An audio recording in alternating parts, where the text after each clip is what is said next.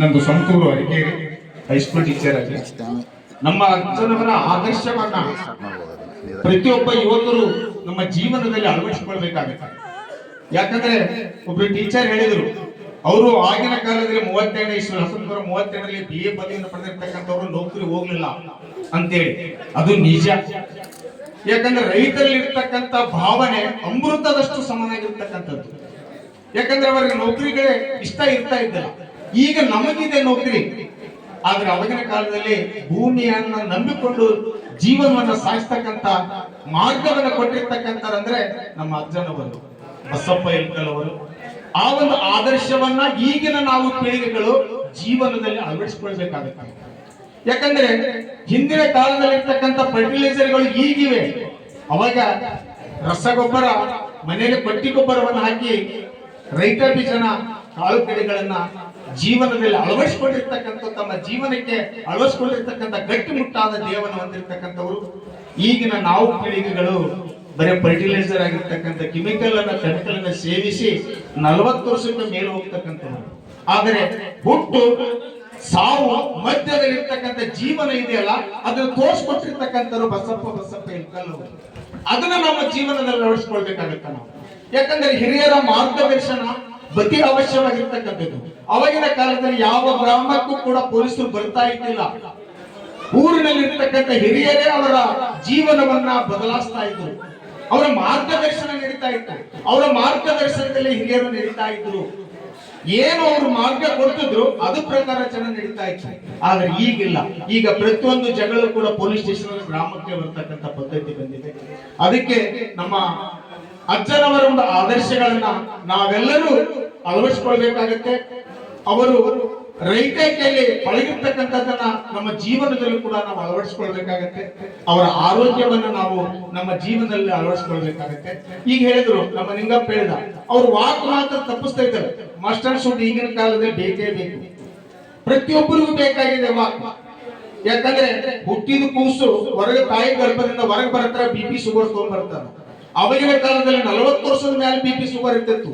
ಈಗ ಹುಟ್ಟಿದ ಕೂಸು ಕ್ಯಾನ್ಸರ್, ಹಾರ್ಟ್ ಅಟ್ಯಾಕ್ ಇವೆಲ್ಲವನ್ನು ತೆಗೆದುಕೊಂಡು ಬರ್ತಾರೆ. ಕಾರಣ ನಾವು ತಿಂತಕ್ಕಂಥ ಆಹಾರ, ಸೇವಿಸ್ತಕ್ಕಂಥ ಗಾಳಿ, ಕುಡಿತಕ್ಕಂಥ ನೀರು ಬಹಳ ವಿಷಪೂರಿತ ಆಗಿದ್ದರಿಂದ ನಾವು ದಿನಂಪ್ರತಿ ನಾವು ವಾಕ್ಗಳನ್ನ ಮಾಡಲೇಬೇಕಾಗತ್ತೆ. ಆರೋಗ್ಯವನ್ನು ವೃದ್ಧಿಸಿಕೊಳ್ಬೇಕಾಗತ್ತೆ. ನಮ್ಮ ಅಜ್ಜನವರು ವೃದ್ಧಿಸಿಕೊಂಡಿರ್ತಕ್ಕಂಥ ಒಂದು ಪದ್ಧತಿ ಬಹಳ ಅಮೂಲ್ಯ, ಪ್ರತಿಯೊಬ್ಬರಿಗೂ ಅವಶ್ಯವಾಗಿರ್ತಕ್ಕಂಥದ್ದು. ಅದಕ್ಕಾಗಿ ನಾವೆಲ್ಲರೂ ಅವರ ಮಾರ್ಗದರ್ಶನದಂತೆ, ಅವರ ಆಶೀರ್ವಾದ, ಅವರು ದೈವಜ್ಞರಾಗಿರ್ಬಹುದು, ಆದರೆ ಅವರ ದೇಹ ಮಾತ್ರವಾಗಿದೆ, ಮನಸ್ಸು ಮಾತ್ರ ನಮ್ಮೆಲ್ಲರಲ್ಲಿ ಇದೆ. ಅದಕ್ಕಾಗಿ ಅವರ ಆದರ್ಶಗಳನ್ನ ನಾವೆಲ್ಲರೂ ರೂಢಿಸಿಕೊಳ್ಳೋಣ. ಈ ಒಂದು ನುಡಿನಮನ ಮಾಡಿರ್ತಕ್ಕಂಥ ಎಲ್ಲರಿಗೂ ವಂದಿಸಿ ನನ್ನ ಮಾತಿಗೆ ವಿರಾಮ ಹೇಳ್ತೇನೆ. ನನ್ನ ಅಜ್ಜನವರಿಗೆ ನನ್ನ ಶ್ರೇಷ್ಠಾಂಗ ನಮಸ್ಕಾರ ನೇಮಿಸಿ ನನ್ನ ಮಾತಿಗೆ ವಿರಾಮ. ಬಹಳ ಉತ್ತಮವಾದ ಮಾತುಗಳನ್ನು ಆಡಿರ್ತಕ್ಕಂಥ ನಮ್ಮ ಶರಣಪ್ಪ ಅರಿಕೆರೆ, ನಮ್ಮ ಮಾವರು ಅವ್ರು ಹೇಳಿದಂಗೆ ಈ ಸಮಾಜದೊಳಗೆ ನಾವೆಲ್ಲ ಮಕ್ಕಳಿಗೆ ವಿದ್ಯಾಭ್ಯಾಸ ಕಲಿಸೋದ್ರೊಳಗೆ ಮುಂದೆ ಹೋಗಿ ಹೊರತು ಸಂಬಂಧಗಳನ್ನು ಯಾವ ರೀತಿ ಬೆಳೆಸಬೇಕಂತ ನಾವೆಲ್ಲ ಕಲಿಸಿಲ್ಲ. ಅದಕ್ಕೆ ಆ ನಿಟ್ಟಿನೊಳಗೆ ಬಸಪ್ಪನವರು MA ಕಲಿತಿದ್ರು ಸಹಿತ ಸಮಾಜದೊಳಗೆ ಜನರ ಜೊತೆ ಹೆಂಗೆ ಬೆರಿಬೇಕು ಅನ್ನೋದನ್ನು ನಮಗೆಲ್ಲ ತೋರಿಸ್ಕೊಟ್ಟು ಹೋಗ್ಯಾರ. ಅದಕ್ಕೆ ವಿದ್ಯೆಗಿಂತ ಹೆಚ್ಚು ಸಂಪರ್ಕ ನಾವು ಸಾಮಾನ್ಯ ಬದುಕಿನೊಳಗೆ ಇರಬೇಕು. ಆ ರೀತಿ ನಾವು ನಾವೆಲ್ಲ ಬದುಕೋಣ ಅಂತ ಹೇಳಿ ಕೊನೆಯದಾಗಿ ಶ್ರೀಯುತ ಉಳ್ಳಾಗಡ್ಡಿ ಸಾವ್ಕಾರ ಅವರೊಂದು 2 ವಿಷಯಗಳನ್ನು ಹೇಳ್ಬೇಕಂತ ಕೇಳ್ಕೊಳ್ತೇವೆ.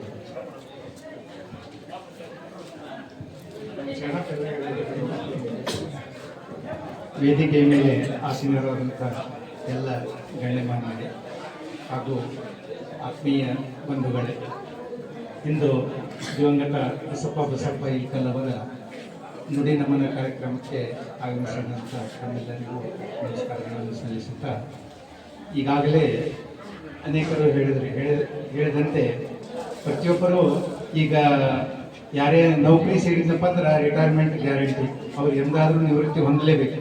ಹಾಗೆ ಪ್ರತಿಯೊಬ್ಬ ಮನುಷ್ಯ ಎಂದು ಜನನ ಆಗಿರ್ತ ಅವತ್ತೇ ಬೆನ್ನಿಗೆ ಸಾವನ್ನು ಕಟ್ಟಿಕೊಂಡೇ ಬಂದಿರ್ತಾನ. ಅದೇ ರೀತಿ ಆದ್ರೆ ಬಸಪ್ಪನವರು ಈ ಜನನ ಮತ್ತು ಮರಣದ ಮಧ್ಯೆ ಏನು ಜೀವನ ಮಾಡಿದ್ರು ಅದನ್ನು ಇವತ್ತು ನಾವು ನೆನೆಯೋದೇ ನುಡಿ ನಮನ ಕಾರ್ಯಕ್ರಮ. ಯಾಕಂದ್ರೆ ಈ ಮಧ್ಯದಲ್ಲಿ ನಾವೇನು ಕಾರ್ಯಕ್ರಮಗಳನ್ನು, ಏನು ನಮ್ಮ ನಡವಳಿಕೆಗಳನ್ನು ಹೊಂದಿರ್ತೀವಿ, ಅದು ಈ ಮುಂದಿನ ಪೀಳಿಗೆಗೆ ಮಾದರಿ ಅನ್ನೋ ದೃಷ್ಟಿಯಿಂದ ಈ ನುಡಿ ನಮನ ಕಾರ್ಯಕ್ರಮ. ಹಂಗ ದಿವಂಗತ ಬಸಪ್ಪನವರು ಅವರು ಈಗಾಗಲೇ ನಮ್ಮ ಅನೇಕರು ಹೇಳಿದಂತೆ ಕೇವಲ ಅವರು ಅವತ್ತಿನ ಟೈಮ್ನಲ್ಲಿ ಗ್ರಾಜುಯೇಟ್ ಆದರೂ ಕೂಡ ನೌಕರಿಗೆ ಹೋಗೋದೇನೆ ಒಕ್ಕಲ್ತನದ ಬಗ್ಗೆ ಕಾಳಜಿ ವಹಿಸಿ ಎಲ್ಲ ಮಕ್ಕಳಿಗೆ ವಿದ್ಯಾಭ್ಯಾಸವನ್ನು ಕೊಡಿಸಿ ಸುಸಂಸ್ಕೃತಿಯನ್ನು ಕೊಡಿಸಿ ಸಂಸ್ಕೃತಿಯನ್ನು ಕೊಡಿಸಿದ್ರು. ಅಂದ್ರೆ ನಿಜವಾಗ್ಲೂ ಬರೇ ಓದುವ ಅಷ್ಟೇ ಅಲ್ಲ, ನಮ್ಮ ನಡೆ ನುಡಿ ನಾವು ಎಲ್ಲದರಲ್ಲಿನೂ ನಮ್ಮ ನೈಜತೆಯನ್ನು ತೋರಿಸ್ಕೊಡ್ಬೇಕಾಗುತ್ತೆ ಅನ್ನೋದನ್ನ ಅವರು ಇಂದಿನ ಸಮಾಜಕ್ಕೆ ತೋರಿಸ್ಕೊಡ್ತಾರೆ. ಇನ್ನು ಈ ಸಂದರ್ಭದಲ್ಲಿ ನಾನು ಒಂದನ್ನು ನೆನಪು ಮಾಡಿಕೊಳ್ಳಬೇಕಾಗುತ್ತೆ. ದಿವಂಗತ ಬಸಪ್ಪನವರು ನಡತೆಯಿಂದ ನನಗೆ ಸಹೋದರರಾಗಬೇಕು. ನಮ್ಮ ಸಹೋದರ ದಿವಂಗತ ಸಹೋದರ ಬಸವರಾಜ ಉಳ್ಳಾಗಡ್ಡಿ ಅವರು ನಮ್ಮ ಯಲಬುರ್ಗಾದ APMC ಚುನಾವಣೆಗೆ ನಿಂತಾಗ ಪ್ರಪ್ರಥಮವಾಗಿ ನಮ್ಗೆ ಇಲ್ಲಿ ಹೆಚ್ಚಿನ ಒಂದು ಮಾಹಿತಿ ಇರಲಿಲ್ಲ. ಆ ಸಂದರ್ಭದಲ್ಲಿ ದಿವಂಗತ ಬಸಪ್ಪನವರು ಅವರ ಬೀಗರಾದಂಥ ಮಲ್ಲಪ್ಪ ಮಾರನಬಸರಿ ಹಾಗೂ ಈರಪ್ಪ ಮಾರನಬಸರಿ ಇವರನ್ನ ಕರೆದುಕೊಂಡು ಬಂದು ನಮ್ಮ ತಾಲೂಕಿನ ಗ್ರಾಮಗಳಾದಂಥ ಸಿರಗುಂಬಿ, ಕಾತ್ರಾಳ್, ಸಂಕನೂರು ಅಲ್ಲಿ ಎಲ್ಲ ಅನೇಕ ಕಡೆ ಕರ್ಕೊಂಡು ಹೋಗಿ ಎಲ್ಲರನ್ನು ಪರಿಚಯ ಮಾಡಿಸಿ ಅವತ್ತಿನ ಮಿತಿಗೆ ನಮ್ಮ ಸಹೋದರ ಆರಿಸಿ ಬರಲಿಕ್ಕೆ ಬಹುಶಃ ಅವರು ಒಬ್ಬ ಕಾರಣೀಕರ್ತರು ಅಂತ ಹೇಳಿಕ್ಕೆ ನನಗೆ ಬಹಳ ಹೆಮ್ಮೆ ಅನಿಸ್ತಾ ಇದೆ. ಯಾಕಂದ್ರೆ ಸಹಾಯ ಮಾಡಬೇಕು ಅಂದ್ರೆ ಎಲ್ಲ ದೃಷ್ಟಿಯಿಂದ ಇರಬೇಕು, ಕೇವಲ ಆರ್ಥಿಕ ಅಷ್ಟೇ ಅಲ್ಲ, ರಾಜಕೀಯ ಅಷ್ಟೇ ಅಲ್ಲ, ಎಲ್ಲ ದೃಷ್ಟಿಯಿಂದನೂ ಸಹಾಯ ಸೌಜನ್ಯತೆಯನ್ನ ಇರಬೇಕು ಅನ್ನೋದನ್ನ ಅವರು ನಮಗೆ ತಿಳಿಸ್ಕೊಟ್ರು ಅಂತ ಹೇಳಲಿಕ್ಕೆ ಹೆಮ್ಮೆ ಅನ್ನಿಸ್ತಾ ಇದೆ. ಇನ್ನು ಮಕ್ಕಳಾದರೂ ಕೂಡ ಅವರ ಒಂದು ಏನು ಶಿಸ್ತಿನ ಒಂದು ಜೀವನವನ್ನು ನಡೆಸಿದ್ರು ಅದನ್ನ ಅವರು ಕೂಡ ನಡೆಸ್ಕೊಂಡು ಹೋಗಿ ಒಂದು ಮಾದರಿಯ ಜೀವನ ಮಾದರಿಯಾಗಬೇಕು ಅಂತ ಹೇಳ್ತಾ ಇಂದು ಅವರ ಎಲ್ಲ ಕುಟುಂಬದವರಿಗೂ ಈ ಅವರ ನಿಧನದ ಒಂದು ಈ ಸಂತಾಪವನ್ನ ಸಹಿಸುವ ಶಕ್ತಿಯನ್ನು ಆ ಭಗವಂತ ನೀಡಲಿ ಅಂತ ಹೇಳಿ ದೇವರಲ್ಲಿ ಪ್ರಾರ್ಥಿಸಿ ನನ್ನ ಎರಡು ಮಾತುಗಳನ್ನು ಮುಗಿಸ್ತೀನಿ. ಬರುವಾಗ ಬೆತ್ತಲೆ, ಹೋಗುವಾಗ ಬೆತ್ತಲೆ, ಬಂದು ಹೋಗುವ ಮಧ್ಯೆ ಬರೀ ಕತ್ತಲೆ ಕತ್ತಲೆ ಅನ್ನೋ ಹಾಗೆ ನಾವು ಬರುವಾಗ ಏನು ತಂದಿಲ್ಲ, ಹೋಗುವಾಗ ಏನು ಒಯ್ಯುವುದಿಲ್ಲ. ಆದ್ರೆ ಬಂದು ಹೋಗುವ ಮಧ್ಯೆ ನಡೀತಕ್ಕಂಥ ಇದುವರೆಗೂ ನಾವೇನೆಲ್ಲ ಚರ್ಚೆ ಮಾಡಿದ್ವಿ ಅವೆಲ್ಲ ಅವ್ರ ಜೀವನದೊಳಗೆ ಬಂದು ಹೋದಂಥ ವಿಷಯಗಳು. ಅದೆಲ್ಲ ನೆನೆಸ್ಬೇಕಾದ್ರೆ ಒಳ್ಳೆ ಕೆಲಸ ಮಾಡಿದ್ರೆ ಮಾತ್ರ ಮನುಷ್ಯ ನೆನೆಸೋದಕ್ಕೆ ಸಾಧ್ಯ.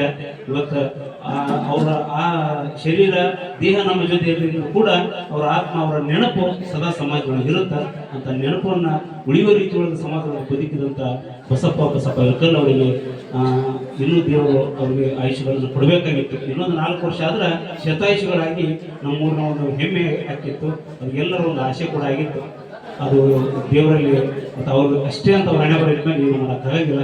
ಅದಕ್ಕೆ ಆ ಮನೆತನಕ್ಕೆ ದುಃಖ ಭರಿಸುವಂಥ ಶಕ್ತಿ ಕೊಳ್ಳಿ ಅಂತ ಆಶಿಸ್ತಾ ಕೊನೆಯದಾಗಿ ಈ ಕಾರ್ಯಕ್ರಮದ ವಂದನಾರ್ಥಗಳನ್ನು ಬಸವರಾಜ ಮಾರನಬಸರಿ ಮಾಡ್ಕೊಂಡು ಕೇಳ್ತಾ ಇದ್ದಾರೆ.